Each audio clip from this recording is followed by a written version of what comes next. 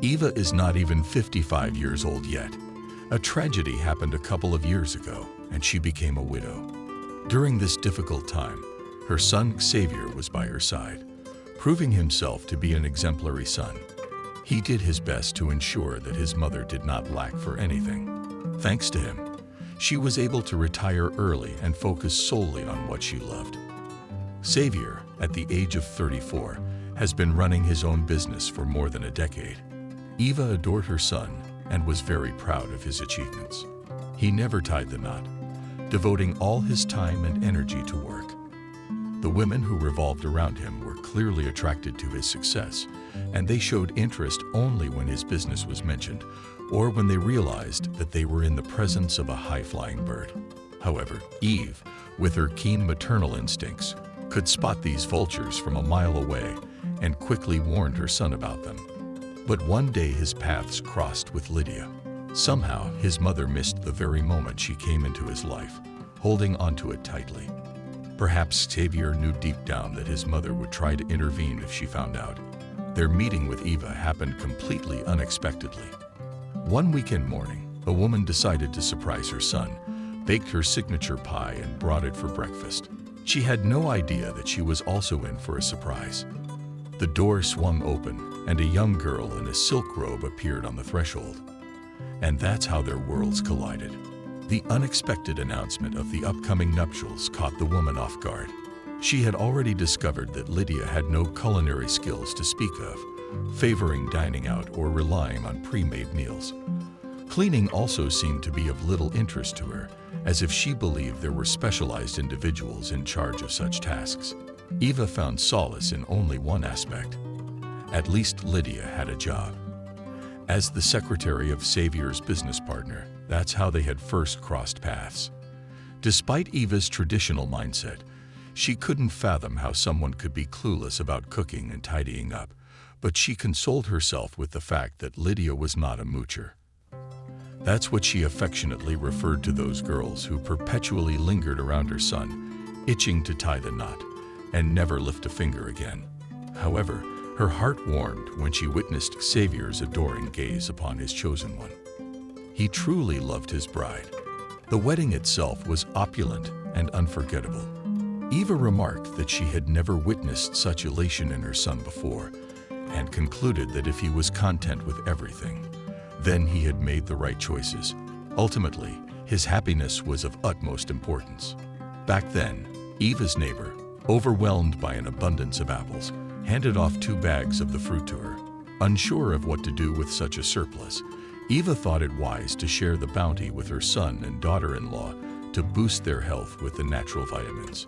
She attempted to reach Lydia first to set up a drop-off, but to no avail. Her calls went unanswered. Since leaving her job post-nuptials, Lydia was usually at home. Glancing at her watch, Eva figured Xavier would be busy at work, making it unlikely for Lydia to be out and about. With this in mind, Eva decided to make the trip to their place herself. As Eva ascended to the designated floor, a youthful gentleman emerged from her son's abode. Catching her eye, he swiftly descended, foregoing the elevator altogether.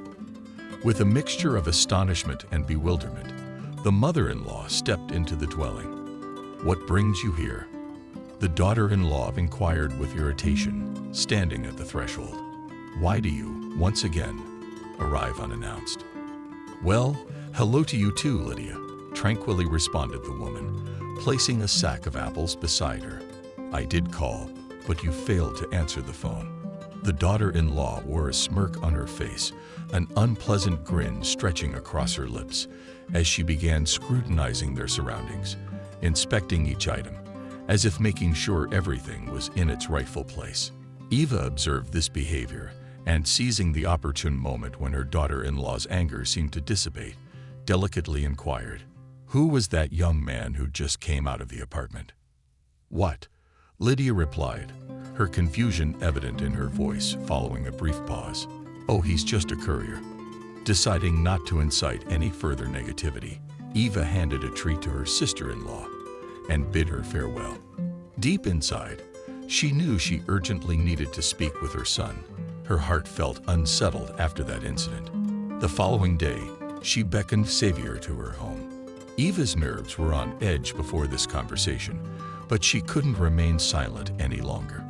She confessed to her son that she had witnessed a young man hastily exiting his apartment the previous day, and his wife had clearly not anticipated her mother-in-law's presence, displaying visible signs of unease when questioned about the stranger. Xavier listened attentively and then responded calmly, "Hey, Mom. I've already mentioned that it's not cool for you to pop up unannounced. We might have our own stuff going on, you know. Plus, I can't help but wonder if all these constant criticisms towards the women I choose stem from a little bit of jealousy. Be honest with me, is that what's going on?" "Xavi, jealousy has nothing to do with it. I just want to protect you from being fooled. She's manipulating you left and right, and she's doing it behind your back." His mother started, but Xavier cut her off. "Enough, seriously, enough. You're actually tarnishing our relationship with your behavior. Lydia is an amazing wife, and you need to accept that and move on. I gotta dash now. Catch you later," Xavier declared, got up from the table, and made his way to the hallway. The woman had an inkling that Lydia wasn't quite as squeaky clean as Xavier believed. A mother's intuition couldn't steer her wrong. She knew that no matter what she said, Xavier would dismiss her concerns, convinced that his mother was deliberately stirring trouble for his wife. So, the only course of action left was to gather concrete proof of her daughter-in-law's infidelity. Determined, Eva decided to keep tabs on Lydia for a bit. No, she wasn't about to camp out beneath their apartment windows round the clock. Instead, she planned to leverage her long-standing friendship with their neighbor. Adeline, who lived nearby and was already retired, spent a lot of her time at home. One afternoon, Eva visited Adeline, poured out her grievances about Lydia, and asked for some assistance. Adeline, who had always been a fan of detective dramas, where spouses were nabbed for cheating, was thrilled with the plan. Eagerly, she agreed to check in on Lydia's whereabouts while Xavier was away at work. There was no way for Eva to see who was approaching their home, but she hoped after that mishap with the delivery driver, Lydia would have the good judgment not to bring unknown people around. One day, a friend rang Eva and informed her that Lydia, dressed quite revealingly, was hanging around outside the house, seemingly awaiting a ride. Without hesitation, Eva jumped into her car, a gift from her son, and sped over. Adeline, on the other end of the line, described the taxi that pulled up to the daughter-in-law's place, allowing Eva to time her arrival perfectly. She followed closely behind. The cab eventually halted at a restaurant on the far side of town. Eva parked across the street. Lydia strolled into the eatery with an air of anticipation, as if someone was expecting her, and Eva's hunch proved spot on. She observed as Lydia cozied up to a man at a table. After biding her time, Eva slipped into the restaurant, discreetly choosing a seat where she could watch the pair unnoticed. It turned out to be the same fellow Lydia had once claimed was a courier. So Eva's suspicions were confirmed. Her daughter-in-law was indeed betraying her son. She discreetly snapped a photo of Lydia and her paramour as they sat nestled together, waiting for their meal to arrive. Oh boy, did that picture speak 1,000 words. After confirming the clarity of the images, Eva dispatched them to her son, directing him, "Make sure to inquire of Lydia the specifics regarding her lunch location and companionship today."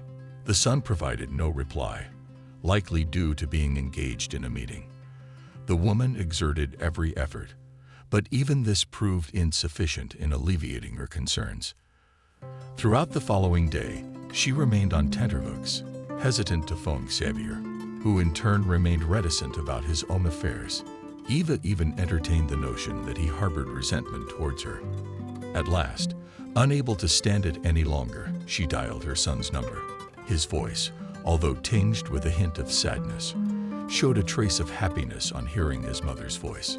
When she inquired about his well-being, he suggested she come visit him. As Eva stepped into the apartment, an odd hollowness greeted her. The absence of Lydia's shoes spoke volumes, subtly revealing that her meticulous efforts had paid off. "I sent her packing," Xavier mentioned, as they both found seats at the kitchen table.